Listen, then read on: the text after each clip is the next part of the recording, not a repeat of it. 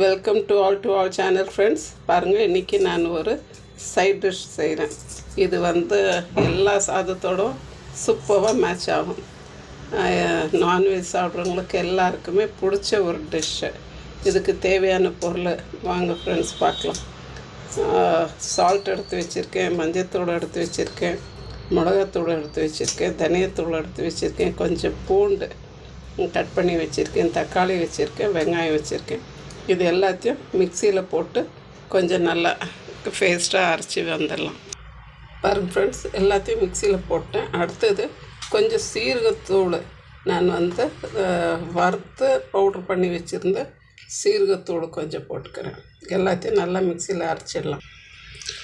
பாருங்கள் ஃப்ரெண்ட்ஸ், நான் நெத்திலி கருவாடை எடுத்துகிட்டு அதை நல்லா தலையை எடுத்துகிட்டு நல்லா ஒரு 2-3 வாட்டி அந்த மண்ணெல்லாம் போகிற அளவுக்கு நல்லா கொஞ்சம் ஊற